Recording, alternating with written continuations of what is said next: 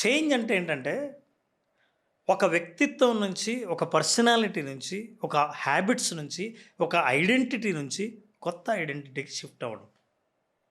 నిన్నటిదాకా నేను విక్టిమ్ అయితే, ఇప్పుడు విక్టరీ ఐడెంటిటీకి రావడం.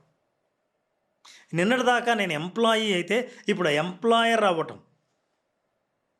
నిన్నటిదాకా నేను పేదవాడిని, అప్పుల్లో ఉన్నవాడిని అయితే, భవిష్యత్తులో డబ్బున్నవాడిని, నేనే అప్పు ఇవ్వగలిగిన వాడిని అవ్వటం. ఇది ఐడెంటిటీ షిఫ్ట్ అంటారు. మీరు మీ ఐడెంటిటీని మార్చుకోవడానికి పరిస్థితులు మారితే నేను మారతానా? నేను మారితే పరిస్థితులు మారతాయా? ఇది ఒక పెద్ద ప్రశ్న. పరిస్థితులు మారితే నేను మారతా. నాకు అదృష్టం కలిగితే నేను అనుకున్నది చేస్తా. నాకు డబ్బులు బాగా వస్తే అప్పుడు ఈ ఉద్యోగం మానేస్తా. నేను ఈ ఎగ్జామ్ పాస్ అయితే అప్పటి నుంచి నేను మారిపోతా. ఇట్లాంటివి ఏదైనా జరిగితే అప్పుడు నా మనసు మార్చుకుంటా అనుకున్న వాళ్ళు జీవితాంతం ప్రయత్నిస్తూనే ఉంటారు తప్ప ఏమీ సాధించరు. సో చేయాల్సిన పని ఏంటంటే, 2 రకాలైన వ్యక్తులు ఉంటారని మనకు అర్థమైంది. ఏంటంటే, ఒకటి పరిస్థితులు మారితే అప్పుడు నేను మారతాను అనేవాళ్ళు ఒక రకం అయితే, రెండో రకం నేను మారితే పరిస్థితులు మారతాయని. అంటే పరిస్థితులు నన్ను ప్రభావితం చేయడమా, నేను పరిస్థితుల్ని ప్రభావితం చేయటమా అన్నది చాలా ప్రధానం. పరిస్థితుల ప్రభావానికి గురైన వాడు ఎప్పుడు ఏం చెప్తుంటాడంటే, నేనేం చేయమంటావు, నా చేతుల్లో ఏం లేదు, అలా జరిగిపోయింది, నేను చాలా అన్యాయం అయిపోయాను, ఇలా తన్ను తాను నిందించుకుంటూ పరిస్థితులను నిందిస్తూ తన చేతిలో ఏం లేదని అంటుంటాడు. కానీ పరిస్థితుల్ని అదుపు చేసేవాడు, పరిస్థితుల్ని ప్రభావితం చేసేవాడు, నాకు అనుకూలంగా పరిస్థితులు మారవు, నేను మారితే పరిస్థితులు మారతాయి, మనుషులు మారతారు, జీవితం మారుతుంది అని నమ్ముతాడు. నేను ఏదైనా ఒకటి సాధించాలనుకుంటే నా ఆలోచనలు మారాలి, నా నమ్మకాలు మారాలి, నా అలవాట్లు మారాలి అని ఎవరైతే నమ్ముతారో అప్పుడు వాళ్ళ జీవితాన్ని మార్చుకోగలుగుతారు. అలా కాకుండా నాకేదో అదృష్టం వచ్చి పడుతుంది, ఏదో ఒక రోజు నేను మారతాను, ఆ అదృష్టం కలిగినప్పుడు నా జీవితంలో ఎన్నో మార్పులు జరుగుతాయని నమ్మిన వాళ్ళు ఎదురు చూస్తూనే ఉంటారు, ఏదో ఒక మిరాకిల్ జరుగుతుందని, అద్భుతాలు వాటంతట అవే జరుగుతాయని. ఇట్లా నమ్మే వాళ్ళందరికీ వాళ్ళతో మార్పుతో స్టార్ట్ చేయాలంటే number 1 belief system should change. వాళ్ళ నమ్మకాలలో మార్పులు రావాలి. ఏంటి నమ్మకాల్లో మార్పులు? నా జీవితం పట్ల నేను ఓనర్షిప్ తీసుకుంటే తప్ప ఈ ప్రపంచంలో ఎవ్వరూ నా జీవితం బాగుపడడానికి ఓనర్షిప్ తీసుకోరు అన్న బలమైన నమ్మకం ఉంటే తప్ప బాధ్యత తీసుకోరు. ఇది తల్లిదండ్రుల బాధ్యతో, ఫీజు కట్టాం కాబట్టి కాలేజ్ మేనేజ్మెంట్ బాధ్యతో, నన్ను పెళ్లి చేసుకున్నారు కాబట్టి కుటుంబ సభ్యుల బాధ్యతో, ఇట్లాంటి వేరే వాళ్ళు నా జీవితాన్ని బాగు చేసే బాధ్యత తీసుకోవాలని ఎదురు చూసిన నాళ్ళు జీవితం ఎదురుచూపులే అవుతుంది తప్ప విజయాలు మాత్రం ఎప్పుడు సిద్ధించవు. మన జీవితాన్ని మనమే కంట్రోల్లో తీసుకోవడం అంటే ఏంటి? మనకు పూర్తి బాధ్యత తీసుకొని లైఫ్లో జరిగే మార్పులన్నిటికీ మనమే ఓనర్షిప్ని తీసుకోవడం అంటే ఏంటి?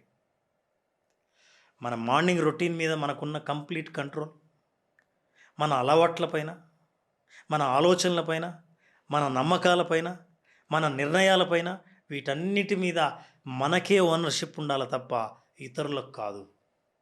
నువ్వు తీసుకున్న నిర్ణయం వల్లే నేను ఇలా అయ్యాను అని చెప్పే పరిస్థితి నుంచి ఈ ఈ ఫలితాలకు కారణం నా నిర్ణయమే అనే స్థితికి ఎప్పుడు వస్తారో వాళ్ళు ఓనర్షిప్ తీసుకుంటారు.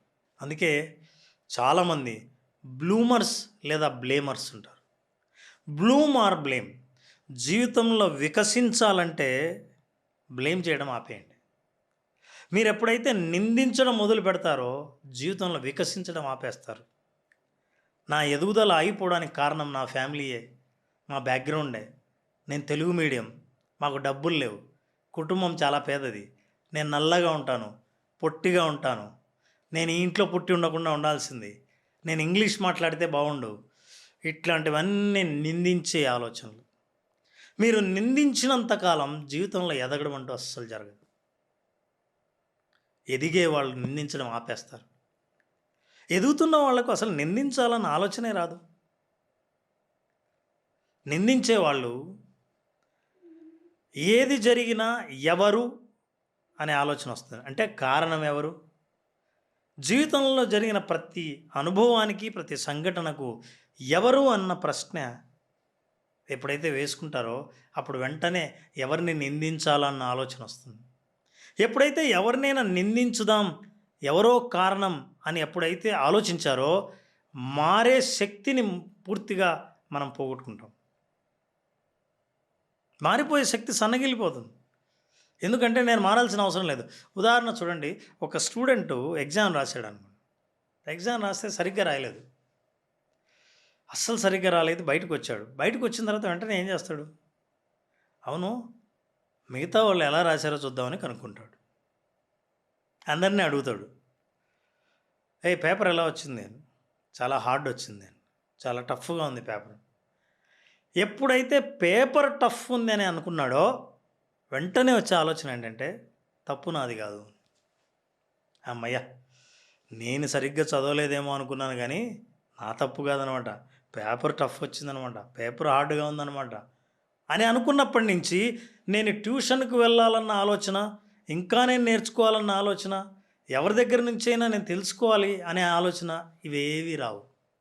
మళ్ళీ ఎగ్జామ్స్ కోసం ఎదురు చూస్తాడు. ఎందుకంటే అప్పుడు ఎగ్జామ్ పాస్ కాకపోవడానికి, మార్కులు తక్కువ రావడానికి కారణం నా తప్పు కాదు, పేపర్ హార్డ్ రావడమే. అయితే పేపర్ ఎలా అయినా రాని నేను బాగా రాసి ఉండాలి కదా అన్న ఆలోచన వచ్చినవాడు అసలు నేనే సరిగ్గా చదవలేదన్న బాధ్యత తీసుకున్నప్పుడు వెంటనే నెక్స్ట్ టైం ఇంతకంటే అద్భుతమైన ఫలితాలు సాధించాలంటే నేనేం చెయ్యాలో యాక్షన్ తీసుకోవడం మొదలు పెడతాడు. అందుకే బ్లేమ్ చేసే వాళ్ళందరూ చాలా బిజీగా నా పతనానికి, నేను విజయం సాధించకపోవడానికి కారణం ఎవరా అని ఎప్పుడూ వెతుకుతూ ఉంటారు. విజయం సాధించిన వాళ్ళు ఎవరిని బ్లేమ్ చేయరు. వాళ్ళను కూడా బ్లేమ్ చేసుకోక్కర్లేదు. కానీ వాళ్ళు బాధ్యత తీసుకుంటారు. బాధ్యత తీసుకున్న వాళ్ళు జీవితంలో మార్పుల్ని చూపించగలరు. బాధ్యత తీసుకున్న వాళ్ళు జీవితంలో విజయం ఎలా వస్తుందో మిగతా వాళ్ళకి మార్గదర్శకంగా ఉండగలరు. బాధ్యత తీసుకున్న వాళ్ళు చుట్టూ పరిస్థితులు తమ వల్ల మారతాయి తప్ప పరిస్థితులు మారితే మేము మారతాము అన్న నమ్మకం నుంచి బయటపడతారు. బాధ్యత తీసుకున్న వాళ్ళు ప్రపంచంలోని ఏ మార్పులైనా తీసుకురాగలరు. అలాంటి బాధ్యత తీసుకునే వైపు మనం ప్రయాణం చేయాలంటే మనం ఏం చేయాలి? మార్నింగ్ రొటీన్ ఎలా ఉండాలి? ఈవినింగ్ రొటీన్ ఎలా ఉండాలి? ఎలాంటి అలవాట్లు మనల్ని లక్ష్యం వైపుకు తీసుకెళ్తాయి? ఇందుకు కావాల్సిన ప్రాక్టీసెస్ ఏమేం చేస్తే మనం అనుకునేది సాధిస్తామని తెలుసుకోవడానికి మీరు చూస్తూనే ఉండండి. నా వీడియోస్ ఫాలో అవ్వండి, సబ్స్క్రైబ్ చేయండి. Thank you so much.